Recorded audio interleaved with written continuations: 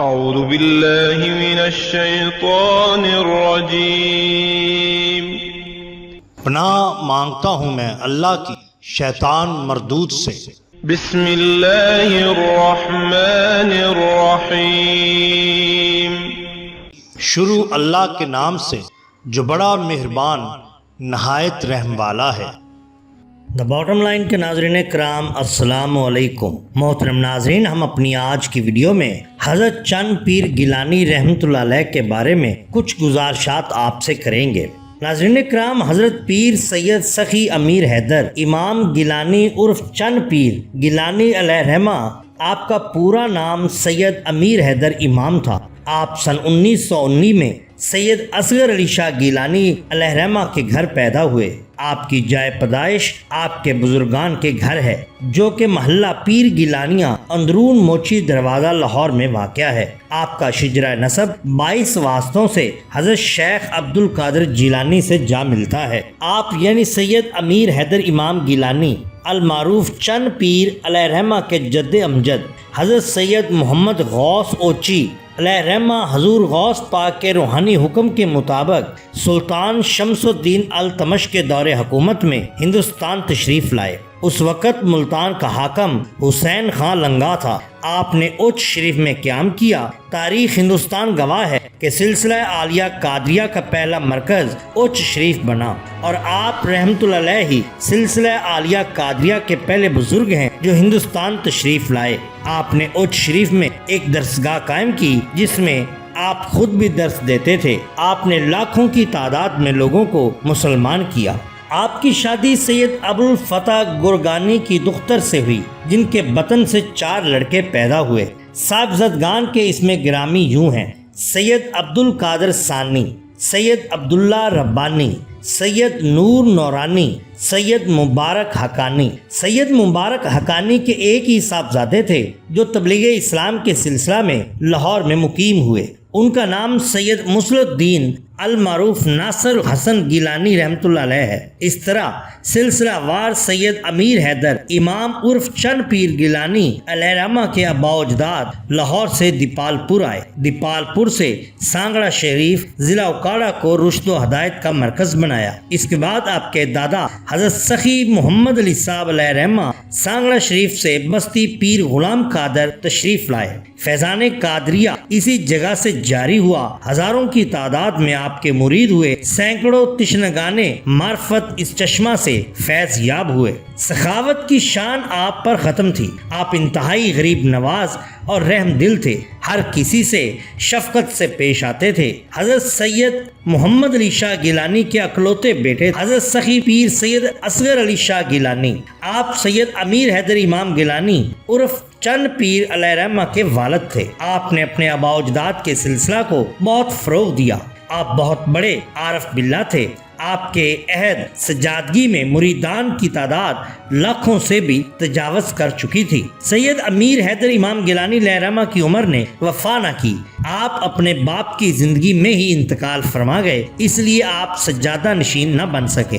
جیسا کہ اصول ہائے تصوف سے عیاں ہے کہ سالک ہو یا عامل، اس کے لیے مشغول بحق رہنا ضروری ہے۔ اس لیے میں ضروری سمجھتا ہوں کہ سید امیر حیدر امام عرف چند پیر گیلانی رحمۃ اللہ علیہ کے اشغال کا بھی اجمالاً تذکرہ کروں۔ ناظرین کرام، آپ تمام رات عبادت کرتے تھے۔ جب سب لوگ سو جاتے تو آپ اٹھ کر عبادت میں مشغول ہو جاتے۔ نماز فجر ادا کرتے ہی سو جاتے۔ کسی کو یہ ہرگز معلوم نہ ہوتا کہ آپ نے شب بیداری کی ہے۔ آپ روزانہ درود شریف پڑھا کرتے تھے اور اپنے مریدین کو بھی یہی تلقین فرمایا کرتے تھے۔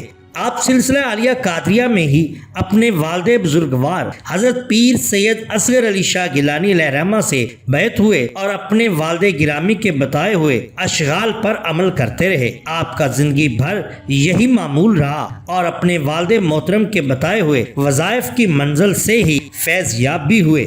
آپ نے ابتدائی تعلیم لاہور میں ہی حاصل کی۔ اس کے بعد فارسی اور عربی پاک پتن شریف میں ایک مولوی عبدالحق نامی سے پڑھی۔ آپ کو مطالعہ کا بے حد شوق تھا۔ مریدین خاص نے بندہ کو یہ بتایا کہ آپ سے جو سوال پوچھا جاتا آپ اس کا بڑا شائستہ اور تسلی بخش جواب دیا کرتے تھے۔ خوراک آپ کی نہایت نفیس تھی، لباس سادہ، قیمتی اور صاف ہوتا۔ تصوف صرف صوم و صلاۃ اور دیگر امور شرعیہ پر مداوت ہی کا نام نہیں۔ صوفی ہو یا سالک، غرضے کی کسی طرح بھی جو تصوف سے منسلک ہو، اس کے لیے حقوق العباد کا پاس کرنا انتہائی ضروری ہے۔ علاوہ ازیں فقیر چونکہ اخلاق محمدیہ اپناتا ہے، اس لیے ہی وہ اللہ تعالیٰ کا حکم ہمیشہ یاد رکھتا ہے۔ یہی نظریہ تصوف حضرت سید امیر حیدر امام گیلانی عرف حضرت چند پیر گیلانی لہرما کی زندگی میں ہمیشہ کار فرما رہا۔ آپ نے ہمیشہ اپنے مریدین اور متعلقین کے ساتھ بہت اچھا سلوک روا رکھا۔ آپ ہمیشہ خندہ روی سے پیش آتے تھے۔ خداوند کریم نے آپ کو زندگی کی مہلت بڑی تھوڑی دی۔ اس مختصر سی عمر میں آپ نے کافی روحانی مقام حاصل کیا۔ آپ نے ہمیشہ اپنی روحانی مقام کو چھپانے کی کوشش کی، اس کے باوجود چند کرامات آپ سے ظاہر ہوئیں۔ انہی میں سے چند ایک کا ذکر ہم آپ کے سامنے کرتے ہیں۔ آپ رحمتہ کے ایک مقرب دوست میاں مقبول احمد مانے کا آپ کے ساتھ کہیں جا رہے تھے۔ راستے میں میاں مقبول احمد کی زرعی اراضی واقع تھی۔ اس زرعی اراضی کی آبپاشی کے لیے جو موگا یعنی کنیکشن نہر سے دیا گیا تھا، اس میں پانی کی مقدار بہت کم تھی۔ میاں مقبول احمد مانیکا نے عرض کی کہ جناب دعا فرمائیے، اللہ تعالیٰ اس میں پانی کی مقدار زیادہ کر دے۔ آپ نے فرمایا انشاءاللہ زیادہ ہوگی۔ اس کے بعد پانی کی مقدار بہت زیادہ ہو گئی، حتیٰ کہ محکمہ نہر والے بھی حیران ہو گئے۔ میاں مقبول احمد کے مخالفین نے ہر چند پانی کم کرانے کی کوشش کی، لیکن پانی کی مقدار کم نہ ہو سکی۔ اللہ تعالیٰ نے آپ کی دعا سے بہت زیادہ برکت عطا فرمائی، اور اس واقعہ کا موضع بونگا حیات نزد پاک پتن شریف میں ہر خاص و عام کو بھی معلوم ہے۔ اسی طرح بیان کیا جاتا ہے کہ سلطان نامی آپ کا ملازم آپ کے ساتھ تھا۔ بیان کرتا ہے کہ ایک دفعہ ہم کہیں جا رہے تھے، بیابان اور ویران علاقہ تھا، چند جنگلی جانور ہمیں نظر آئے، اور ان میں سے آپ نے دیکھا کہ ایک بھیڑیا جس کی آنکھیں تو تھی لیکن بینائی سے محروم تھا، ارد گرد گھوم رہا تھا۔ آپ نے اپنے مریدین کو حکم دیا کہ اس کو پکڑ کر لائیں۔ مریدین اس کو پکڑ کر لائے، اور آپ نے وہیں پر ایک چٹکی مٹی کی اٹھا کر اس کی آنکھوں میں ڈالی۔ لوگوں نے دیکھا کہ وہ اسی وقت ٹھیک ہو گیا، یعنی قدرت خداوندی سے نظر واپس آ گئی۔ ناظرین کرام، اس کرامت کو بعض افراد ایک کتیا کے حوالے سے بھی بیان کرتے ہیں کہ جس کی آنکھوں کی بینائی آپ نے واپس خدا کے حکم سے لائی تھی۔ آپ کی کرامات تو بے شمار ہیں، لیکن میں نے اپنے علم کے مطابق 2 بیان کی ہیں۔ دوران تبلیغ آپ کو تپے دک کا مرض لاحق ہو گیا۔ چند ماہ کی مختصر علالت کے بعد 29 ستمبر سن 1946 کو بوقت 8 بجے شب اپنے خالق حقیقی سے جا ملے۔